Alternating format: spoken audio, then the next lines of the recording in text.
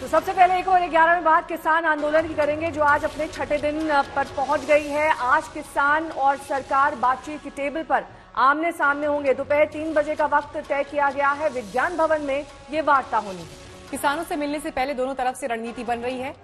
BJP के अध्यक्ष JP Nadda के घर अमित शाह, राजनाथ सिंह, नरेंद्र सिंह तोमर की अहम बैठक चल रही है। तो किसानों के कुछ संगठन इस बात पर नाराज है कि बैठक के लिए उन्हें न्योता नहीं मिला। बातचीत के माहौल के लिए भी दिल्ली से सटने वाली सीमा पर हालात कमोबेश बेकाबू हैं। गाजीपुर सीमा के पास तो किसानों ने फिर बैरिकेडिंग तोड़ने की कोशिश की। हरियाणा से सटने वाली सिंघू सीमा पर भी किसान जमे हुए हैं। वहां भी जाम को लेकर हालात लगातार खराब हो रहे हैं। लेकिन इस बीच आपको ये भी बता दें कि कुछ किसान बातचीत के पक्ष में हैं। कुछ का ये कहना है कि जब तक पूरी तरीके से बिल वापस नहीं लिया जाएगा तब तक ये आंदोलन जारी रहेगा। दिल्ली कूच करने की तैयारी होगी। कई खबरें ऐसी भी हैं कि किसान आगे बढ़ सकते हैं और ऐसी ही तमाम कयासों को लेकर वहां पर जबरदस्त सुरक्षा के इंतजाम है।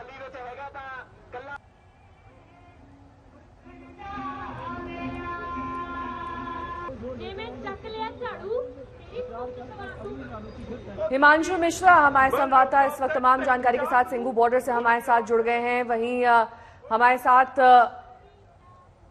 इस वक्त 2 संवाददाता हैं। सबसे पहले रुक करेंगे हिमांशु का। हिमांशु, आज जो वार्ता होनी है, आज जो मीटिंग होनी है, उसको लेकर क्या खबरें मिल रही हैं? देखिए, मैं आपको बता दूं कि जो मीटिंग होनी है उसको लेकर जेपी नड्डा जो बीजेपी के अध्यक्ष हैं, उनके घर पर जो है सरकार के बड़े मंत्रियों की बैठक शुरू हो गई है। रक्षा मंत्री राजनाथ सिंह वहां पहुंच चुके हैं। अमित शाह, पीयूष गोयल, नरेंद्र सिंह तोमर पहले से हैं और इस बैठक में तय किया जाएगा कि किसान संगठनों के साथ क्या क्या जो पक्ष है सरकार की तरफ से रखा जाएगा। जो हमारे को जानकारी मिल रही है नेहा, उसमें सबसे बड़ी बात यह है कि सरकार की तरफ से जो है ये साफ किया जाएगा कि एमएसपी जो है वो जारी रहेगी और उसको लेकर चाहे तो बीजेपी शासित जो राज्य हैं उनकी तरफ से सभी मुख्यमंत्रियों की तरफ से यह बयान दिया जाएगा कि एमएसपी पे जो है वो खरीद की जाएगी किसान की फसलों की। दूसरा, सरकार की तरफ से यह भी कहा जाएगा जो भी भ्रम है किसान संगठनों को उनको दूर किया जाएगा और बैठकों का दौर आगे भी जारी रहे। इसके लिए हो सकता है कि सरकार की तरफ से कोई समिति बना दी जाए किसी मंत्री के अगुवाई में, और जब भी किसान संगठनों को इन बिलों से संबंधित कोई भी समस्या होगी वो संगठन जो है उस सरकार की समिति जो किसी बड़े मंत्री के नेतृत्व में होगी उससे बातचीत कर सकती है। लेकिन सरकार की तरफ एक रुख साफ है कि सरकार इन तीनों बिलों में कोई भी संशोधन नहीं करना चाहती है। बिल वापसी का तो सवाल नहीं है। सरकार अपने स्टैंड पर क्लियर है, लेकिन किसानों की बातों को सुनकर उनकी समस्याओं को दूर करने का जो भी उपाय हो सकता है वो जरूर करेगी। लेकिन ये तय है कि सरकार इन बिलों के अंदर किसी भी तरीके का कोई संशोधन या बदलाव नहीं करना बात बताइए, क्योंकि बीते ये 6 दिन हो गए हैं अब आंदोलन के, और किसानों की तरफ से जो मांग एक लगातार आ रही है वो ये कि एमएसपी पर और मंडी पर आप लिखित आश्वासन दे दीजिए। अगर कानून वापस होने की तो क्योंकि संभावना नहीं है या बदलाव की संभावना नहीं है, लेकिन क्या कोई लिखित आश्वासन दिया जा सकता है सरकार की तरफ से? देखिए, लिखित आश्वासन का तो अभी मैं ये कहूं कि क्योंकि किसानों की ये मांग है कि संशोधन किया जाए, तो संशोधन अभी जो है वो सरकार नहीं चाहेगी किसी तरीके का संशोधन हो, क्योंकि संसद का सत्र भी नहीं और सरकार ये लगातार कह रही है कि एमएसपी पर खरीद होगी। एमएसपी था, एमएसपी है और एमएसपी रहेगा। कल प्रधानमंत्री नरेंद्र मोदी ने काशी से स्पष्ट कर दिया है कि ये जो तीनों बिल हैं ये किसानों के हित में है। इससे किसानों को फायदा होगा, ना कि नुकसान होगा। नुकसान उनको होगा जो लोग बिचौलिए हैं, जो आड़ती हैं, उनको नुकसान होगा। इसीलिए किसानों की चिंता नहीं करनी चाहिए किसानों को। और सबसे बड़ी बात एक चीज ये है, प्रधानमंत्री ने यह भी कह दिया है कि पिछले सालों की तुलना में इस साल एमएसपी पर जो है किसान की फसल को ज्यादा खरीदा गया है, यानी कि एमएसपी का फायदा किसानों को मिला है। तो सरकार अपने स्टैंड पे तो बदलाव नहीं चाहती है। लिखित जो है वो गजट नोटिफिकेशन तो नहीं होगा, लेकिन किसी तरीके का आश्वासन, क्योंकि राजनाथ सिंह की अगुवाई में आज ये बैठक होगी किसान संगठनों के साथ, जिसमें गृह मंत्री अमित शाह भी रह सकते हैं, नरेंद्र सिंह तोमर रहेंगे, पीयूष गोयल भी उस बैठक में रहेंगे। तो सरकार की तरफ से ये स्पष्ट आश्वासन दे दिया जाएगा कि एमएसपी पे खरीद होगी। इसको लेकर किसी भी किसान को कोई चिंता नहीं करनी चाहिए, और अगर कोई उनके किसी भी तरीके की उनकी कोई समस्या या कोई भ्रम है उसको दूर सरकार की तरफ से किया जाएगा। सरकार इसके लिए एक समिति बनाने जा रही है, जो मेरी जानकारी है उस समिति के तहत जो है किसान संगठनों से आगे भी बातचीत रहेगी। लेकिन सबसे बड़ी बात यही है कि किसान, ठीक है क्योंकि जिस हिमांशु, मांग आपके को पास लेकर आगे लौटेंगे। चल- गाजीपुर बॉर्डर पर मौजूद हैं कुमार कुणाल किसानों के बीच। कुणाल, ये बताइए, बातचीत की टेबल पर जाने वाले हालात आज हैं, दोपहर 3 बजे बैठक है, लेकिन किसानों की तरफ से कौन जाएगा, सहमति बन पाई है अभी? देखिए, अभी हमारी बात हुई जो भारतीय किसान यूनियन, जो कि उत्तर प्रदेश और उत्तराखंड का जो सबसे बड़ा यूनियन है किसानों का, उसके नेताओं से, और उनका ये कहना है, राकेश टिकैत का, कि हमारी जो ये बातचीत है ये एक पॉजिटिव है।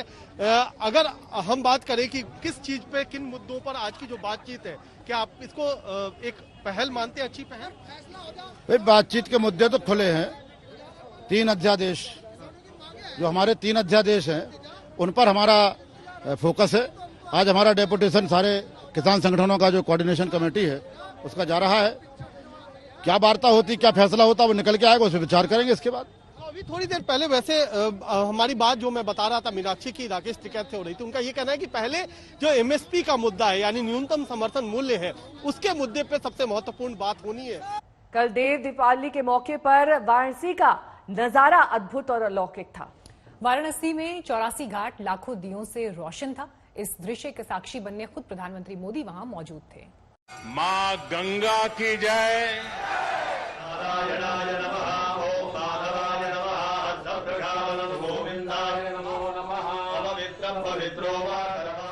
आज पूरा बनारस जगमग है, एक एक घाट सजा है, एक एक तस्वीर अद्भुत है। घाटों पर लाखों दिए जले हैं। इस बार की देव दीपावली बेहद खास है। खुद प्रधानमंत्री नरेंद्र मोदी दिया जलाने काशी आए हैं। दीप दीपावली का शुभारंभ माननीय प्रधानमंत्री श्री नरेंद्र मोदी द्वारा ये दीप जलाकर। बनारस की देव दीपावली की बड़ी मान्यता है। कार्तिक पूर्णिमा पर दूर दूर से लोग इसे देखने आते हैं।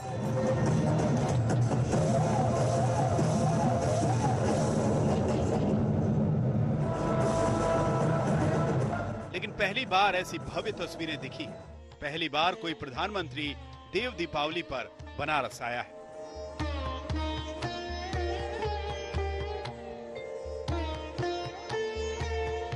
लाखों दीपों से काशी के 84 घाटों का जगमग होना अद्भुत है।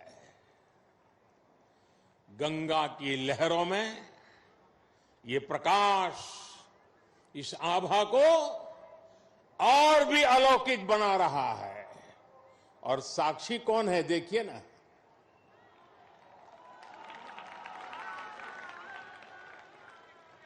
ऐसा लग रहा है जैसे आज पूर्णिमा पर देव दीपावली मनाती काशी महादेव के माथे पर विराजमान चंद्रमा की तरह चमक रही है।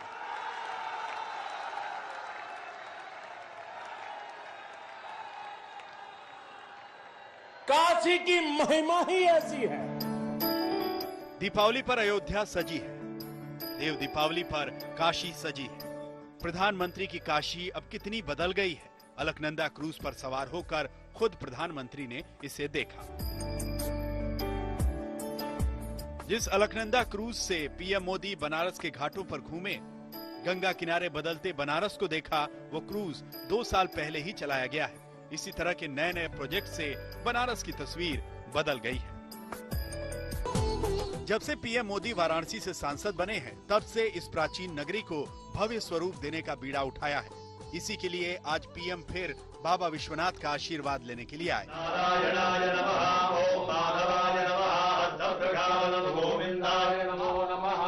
पीएम ने बाबा विश्वनाथ के दर्शन किए, पूजा अर्चना की। पीएम ने काशी विश्वनाथ मंदिर को और भव्य स्वरूप देने वाले, मंदिर तक आसानी से पहुंचने वाले कॉरिडोर प्रोजेक्ट को देखा। ये पीएम का ड्रीम प्रोजेक्ट है। काशी विश्वनाथ कॉरिडोर पर तेजी से काम चल रहा है। अगले साल तक इस कॉरिडोर का काम पूरा हो जाएगा। वाराणसी में जिस तरह से काम हुआ है, जिस तरह से 6 वर्षों में बनारस बदला है, उससे काशी को पुराना वैभव लौटने का भरोसा है। कोरोना काल में पीएम ने करीब 9 महीने बाद वाराणसी का दौरा किया। वो करीब 7 घंटे तक अपने संसदीय क्षेत्र में रहे।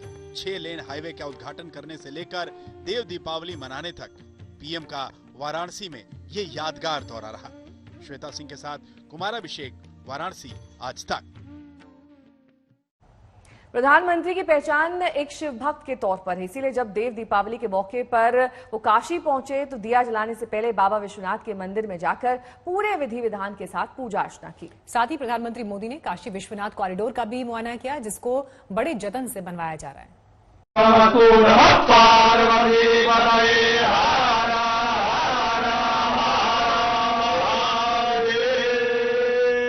विश्वनाथ की जय। प्रधानमंत्री नरेंद्र मोदी की शिव साधना का कोई जोड़ नहीं है। बाबा विश्वनाथ के दर पर जब प्रधानमंत्री मोदी पहुंचे तो एक सच्चे श्रद्धालु की तरह बाबा की पूरे विधि विधान से पूजा अर्चना की, दुग्धाभिषेक किया, पत्र पुष्प चढ़ाए, प्रसाद चढ़ाया। बाबा विश्वनाथ के वैदिक मंत्रोच्चार होते रहे। भक्ति की शक्ति से ओतप्रोत रहने वाले प्रधानमंत्री नरेंद्र मोदी को जब भी मौका मिलता है वो बाबा विश्वनाथ के दर पर अपना सिर नवाने के लिए जरूर पहुंच जाते हैं।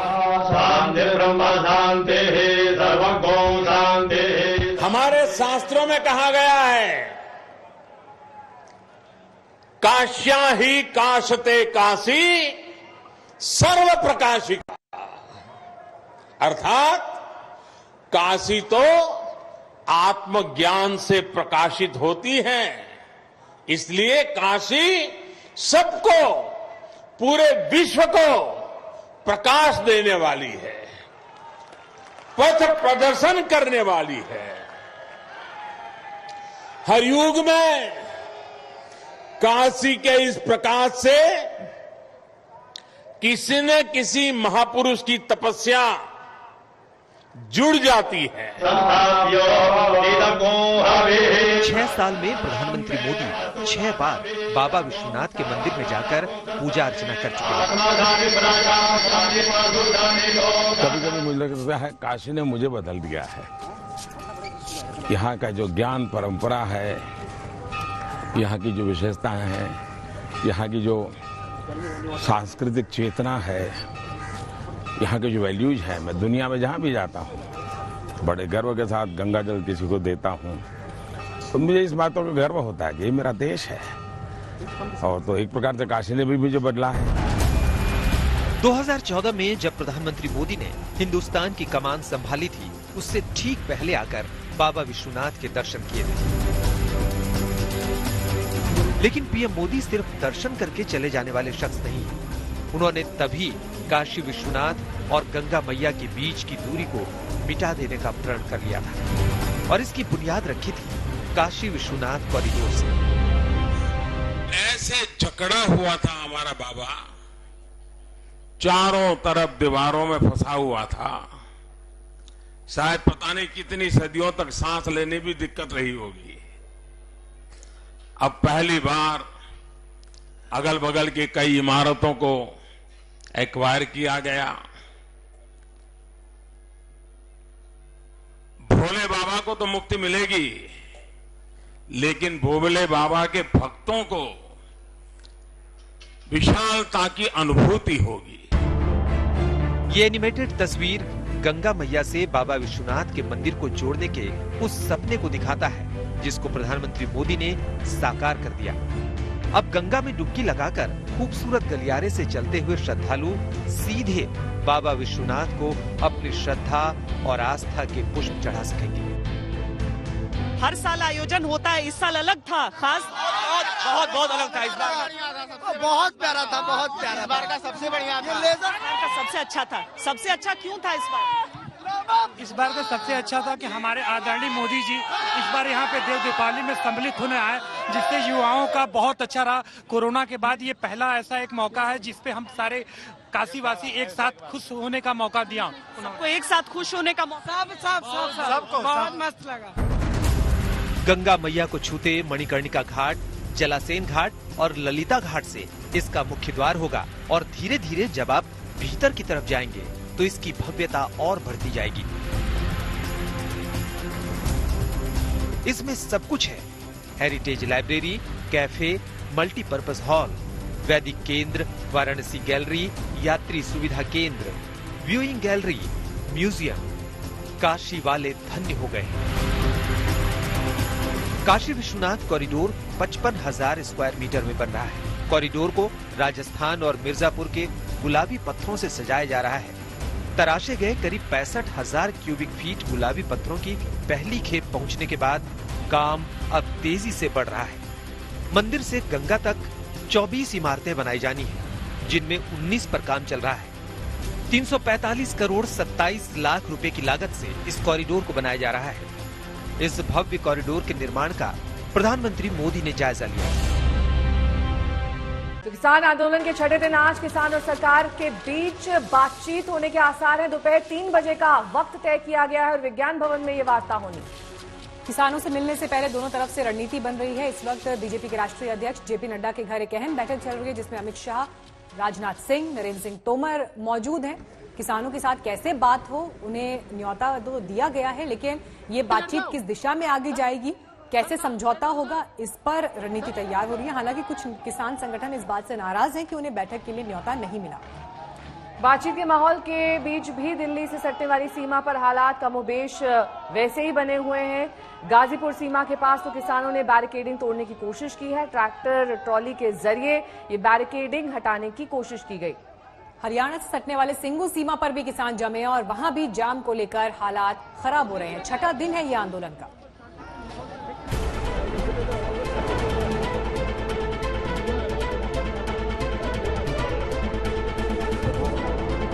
किसानों के आंदोलन का आज छठा दिन है, लेकिन आंदोलन कर रहे किसानों के लिए आज का दिन कुछ अलग है।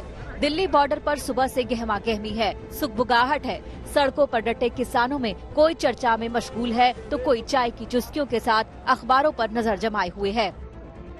तो जो 32 जत्थे ग्रुप हैं, उनकी बैठक अभी शुरू हो रही है। सिंगू बॉर्डर पे दो एरिया है जहां मैं खड़ा हूं। एक किसान यहाँ पे बैठे हैं, तरन तारण और अमृतसर के। दूसरी तरफ जो मीटिंग होनी है, 32 जो जत्थेदार हैं उनकी मीटिंग होनी है। उसमें वो फैसला करेंगे कि 3 बजे की मीटिंग में जाना है या नहीं जाना है।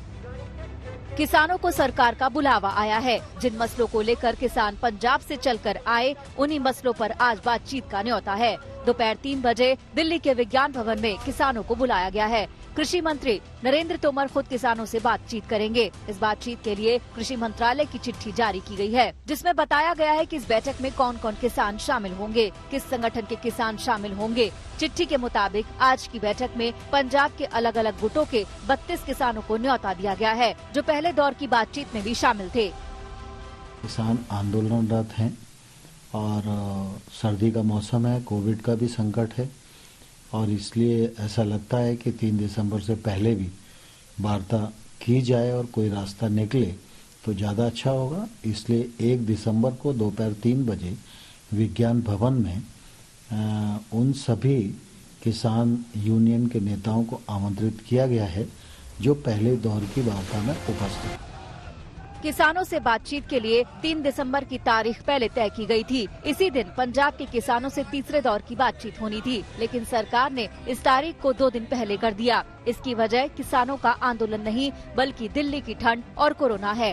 हम आपको बता दें कि पंजाब के किसानों के साथ पहले भी 2 दौर की बातचीत हो चुकी है। पहले दौर की बातचीत 14 अक्टूबर को हुई, जिसमें सरकार की ओर से कृषि सचिव शामिल थे। दूसरे दौर की बातचीत 13 नवंबर को हुई, जिसमें कृषि मंत्री नरेंद्र तोमर खुद शामिल थे, जबकि तीसरे दौर की बातचीत आज है, जिसमें कृषि मंत्री नरेंद्र तोमर खुद मौजूद रहेंगे। सरकार के न्योते पर किसान बढ़ गए हैं। कुछ किसान खुश हैं, बातचीत को लेकर उत्साहित हैं। दोपहर 3 बजे की तैयारी में जुटे हैं, तो कई किसान सरकार से नाखुश हैं। वो इसे सरकार की फूट डालने की मंशा बता रहे हैं। उनकी दलील है कि देश में 500 किसानों का संगठन है, फिर 32 जत्थों से बातचीत का क्या मतलब है। देखो जी, 3 बजे जो मीटिंग बुलाई है, मीटिंग में ही इस मसलों का हल निकलेगा। हमारा है मानना है भी मीटिंग अभी भी आधी अधूरी जो बुलाई गई है।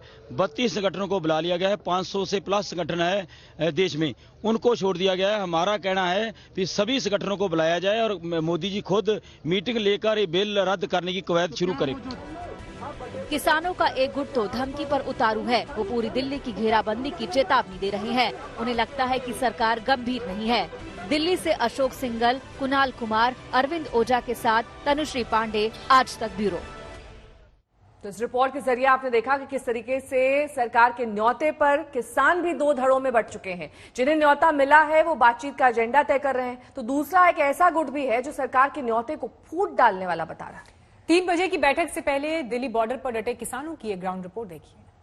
दिल्ली पुलिस और किसानों के बीच इस समय पीछे गहमा गहमी चल रही है। काफी किसान भारी तादाद के अंदर आके यहाँ पे गाजीपुर बॉर्डर में बैरिकेड्स को तोड़ने की कोशिश कर रहे हैं। किसानों का कहना है कि काफी दिनों से वो यहाँ पे बैठे हुए हैं और अब समय आ गया है कि वो दिल्ली के अंदर प्रवेश करना चाह रहे हैं। पुलिस ने बैरिकेड काफी यहाँ पे बैरिकेड सभी लगा दिए हैं। दूसरी ओर पुलिस का ये मानना है कि जब सरकार ने एक समय दिया है तो उस समय पे ही जिन लोगों को बुलाया गया है, 3 बजे का समय आज दिया गया है, उन लोगों को वहां जाके सरकार से मिलने का जो समय है तभी आना चाहिए। लेकिन फिर भी यहाँ पे गहमा गहमी बढ़ रही है। बैरिकेड्स जो हैं उनको तोड़ने की कोशिश पूरी तरीके से की जा रही है। किसान काफी भारी मात्रा में यहाँ पे आ चुके हैं।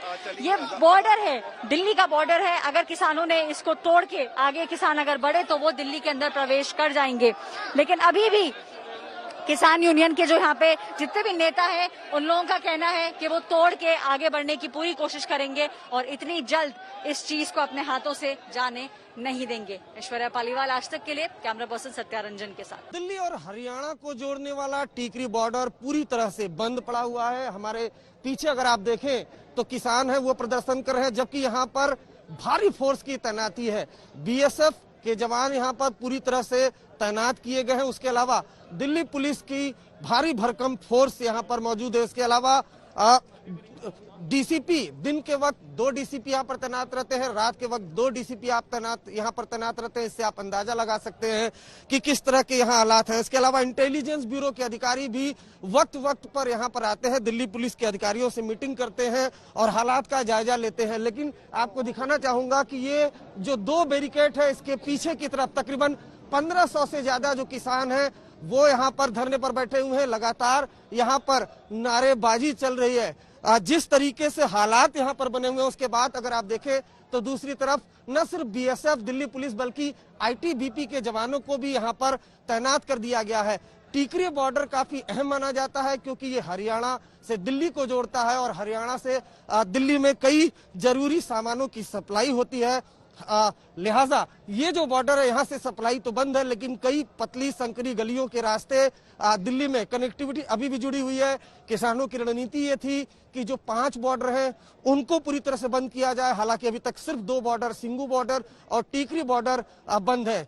इन सब के बीच सरकार ने आज किसानों से मुलाकात के लिए प्रस्ताव भेजा है। किसान लगातार मीटिंग कर रहे हैं, उसके बाद ही यह रणनीति तय होगी। अगर मुलाकात होती है तो मुलाकात में किसान क्या प्रस्ताव रखते हैं, क्या बात बनेगी या नहीं बनेगी, या फिर इसी तरीके से टीकरी बॉर्डर पूरी तरह से ठप पड़ा रहेगा। कैमरामैन सचिन के साथ अरविंद ओझा, दिल्ली आज तक। गाजीपुर में किसानों और पुलिस के बीच एक बार झड़प शुरू हो गई है। आपको दिखाएं कि किस तरीके से जो किसान है वो अचानक आक्रामक हो गए हैं और अपने ट्रैक्टर के साथ आकर के उन्होंने बैरिकेड को, जो पहला लेयर था बैरिकेड का, उसको पूरी तरह से तोड़ दिया और यहाँ पर पुलिस को धक्का मुक्की करके वापस पुलिस के साथ पूरी तरह से झड़प की जा रही है। आपको दिखाएं कि यहाँ पुलिस ने साफ तौर पर नोटिस लगाया हुआ है कि धारा 144 लागू है और इसको लेकर के पुलिस की नाराजगी है। तमाम जो किसान हैं वो यहाँ पर इस समय भी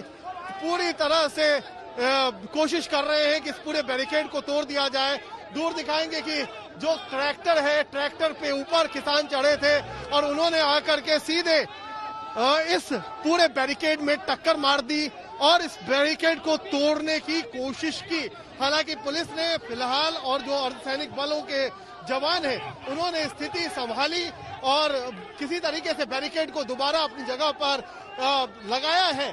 दोनों तरफ की तस्वीरें, एक तरफ जहां पुलिस का बंदोबस्त पूरा पुख्ता है, वहीं पर दूसरी तरफ जो किसान है वो भी आक्रामक अपने तेवर में नजर आ रहे हैं ताकि जो पुलिस और बाकी प्रशासन के लोग हैं उनको मशक्कत करनी पड़ रही है उनको कंट्रोल में करने के लिए। तो फिलहाल ये है गाजीपुर की तस्वीर, जहां पर तमाम पुलिस अधिकारियों के साथ साथ किसान भी अड़े हुए हैं। और इस पूरे किसान आंदोलन को लेकर आज तक ने खास बातचीत की किसान नेता राकेश टिकैत से। भारतीय किसान यूनियन के राकेश टिकैत हमारे साथ हैं। राकेश जी, एक तो अभी तुरंत थोड़ी देर पहले गाजीपुर बॉर्डर पे यहाँ पर ट्रैक्टर के जरिए बैरिकेड हटाने की कोशिश की। हटाने की कोशिश करे। जब आदमी गुस्से में हो, जिसका नुकसान होगा तो भाई नुकसान वाला तो लड़ाई भिड़ाई तो करेगा। उसको यही लगता है ना कि यहीं इसी बैरिकेटिंग में मैं अंदर जाऊंगा तो मेरा जो नुकसान हुआ उसकी भरपाई हो जाएगी। आपने कल धारा 288 भी लगा रखी है, हमने लगा रखी है। दूसरी बात है कि आज कृषि मंत्री ने कुछ संगठनों को बातचीत के लिए बुलाया। हाँ, ठीक बुलाया। आप भी शामिल हैं? हम ही तो शामिल हैं, सब किसान संगठन को बुलाया उसने। लेकिन आपके संगठन को तो आमंत्रण गया? हमारे तो संगठन है, जो भी जाएगा, जो फैसला वे किसान करेंगे वही मान लेंगे हम तो।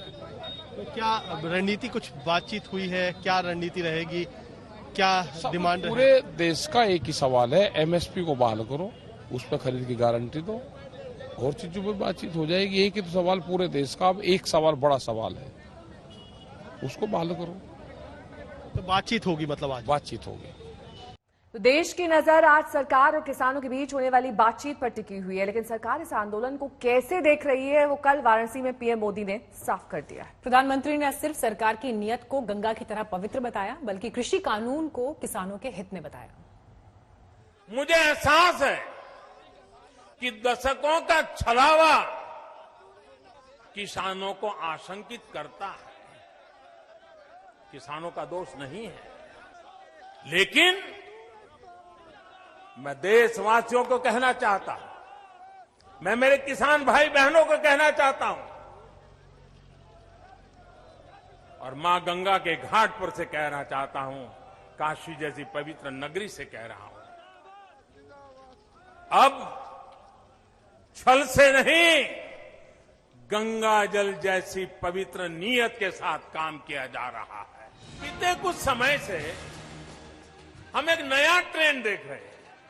हम अब देख रहे हैं कि अब विरोध का आधार फैसला नहीं, बल्कि भ्रम फैलाकर, आशंकाएं फैलाकर, फिर तो भविष्य में ऐसा होगा, फिर तो भविष्य में ऐसा होगा, अब तो ये होने वाला है, उसको आधार बनाया जा रहा है। अपप्रचार किया जाता है कि भाई फैसला तो ठीक है, लेकिन पता नहीं इससे आगे चलकर क्या क्या होगा, और फिर कहते हैं ऐसा होगा। जेएनयू छात्र संघ की पूर्व उपाध्यक्ष शैला राशिद पर उनके पिता ने ही देश विरोधी गतिविधि में शामिल होने का गंभीर आरोप लगाया है। शैला ने पिता के आरोपों को बेबुनियाद कहा और ये कहा कि वो घरेलू हिंसा के केस का बदला ले रहे हैं।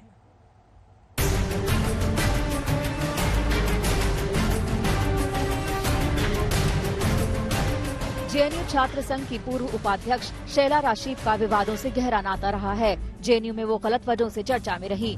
कभी देश विरोधी नारे के आरोप लगे तो कभी सरकार विरोधी मंचों पर मुखर होने का। अब शैला घरेलू मोर्चे पर उलझ गई है। कोई और नहीं, उसके पिता ने ही उस पर ऐसे ऐसे इल्जाम जड़े कि लोग हैरान रह गए। शैला के पिता अब्दुल राशिद शोरा ने ये आरोप लगाया है कि उनकी बेटी शैला देश विरोधी है। वो देश विरोधी संगठनों से जुड़ी हुई है। अलगाववादी संगठन उसे फंडिंग करते हैं। कुल मिला के ये कह रहा हूँ कि फंडिंग जहाँ से भी, क्योंकि ये एनजीओज भी चलाती है, उन एनजीओज की भी इन्वेस्टिगेशन होनी चाहिए। अपने आप पता लग जाएगा कि पैसा कहाँ, और लीगल डॉक्यूमेंट्स में ये दिखा रहे कि ये बेकार है, अनएम्प्लॉयड है, तो एक अनएम्प्लॉयड कहाँ तक खर्चा कर सकता है, तो उसकी तो जांच होनी चाहिए ना। अपने आप सबको पता लग जाएगा कि फंडिंग कहाँ से आ रही है, क्यों आ रही है और किसके लिए आ रही है। और तो और शैला के पिता ने बेटी पर आरोप लगाते हुए 3 करोड़ के पैकेज का भी जिक्र किया और अपनी जान को भी खतरा बताया। इतना ही नहीं, श्रीनगर से जम्मू पहुंचे उसके पिता ने डीजीपी को चिट्ठी लिखकर सुरक्षा की मांग की है। उन्होंने मुझे बुलाया, उन्होंने मुझे 3 करोड़ का कुछ पैकेज बता दिया, हमने 3 करोड़ रुपए रखे हैं इसके लिए। शहला के आप चाहो तो आप ले सकते हैं, या मैंने रिफ्यूज किया। मैंने कहा मेरी अभी बात इस विषय पे हुई नहीं है बेटी के साथ, क्योंकि उसको 7-8 दिन के बाद आना है, तो मैं उसके साथ पहले बात करूंगा, उसके बाद ही बता। मुझे धमकी दे दी ना, अब के बार धमकी दे दी, इसीलिए मैं भागा जम्मू आया हूँ। इतना सारा पता नहीं है, क्योंकि मैं नॉन पॉलिटिकल आदमी हूँ। मैं बस सिर्फ जो भी कंसर्न एजेंसीज है उनको कह रहा हूँ कि आप इन्वेस्टिगेट, और मेरा पक्का यकीन है कुछ न कुछ निकल आएगा। शैला ने अपने पिता के आरोपों को न सिर्फ पूरी तरह से नकार दिया, बल्कि पिता को मां और बहन से मारपीट करने वाला भी बताया। ट्वीट कर पलटवार करते हुए शैला ने लिखा है, पिता के खिलाफ कोर्ट में मैंने, मेरी मां और मेरी बहन ने घरेलू हिंसा का केस किया था। पिता का आरोप इसी की प्रतिक्रिया है। शैला ने 2005 की एक चिट्ठी भी जारी की, जिसे एक वेलफेयर कमेटी ने उसके पिता को अच्छे व्यवहार की सलाह देते हुए भेजी थी। जम्मू से सुनील जी भट्ट और श्रीनगर से श्रीरा उल हक के साथ आज तक ब्यूरो। तो 2 जगहों पर इन दिनों चुनाव चल रहे हैं। हैदराबाद में निकाय चुनाव के लिए मतदान हो रहा है। 11 बजे यहाँ करीब 9% वोट पड़े हैं। वहीं जम्मू कश्मीर में डीडीसी के लिए दूसरे दौर का मतदान हो रहा है। आपको तस्वीरें भी हम दिखा दें दोनों जगहों की। हैदराबाद का निकाय चुनाव, यूं तो है निकाय चुनाव, लेकिन जिस तरह से राष्ट्रीय स्तर पर इसने सुर्खियां बटोरी हैं, क्योंकि खुद गृह मंत्री अमित शाह वहां पर रोड शो के लिए गए, उत्तर प्रदेश से योगी आदित्यनाथ गए बीजेपी के लिए प्रचार करने, तो लगातार ओवैसी भी ताल ठोकते रहे।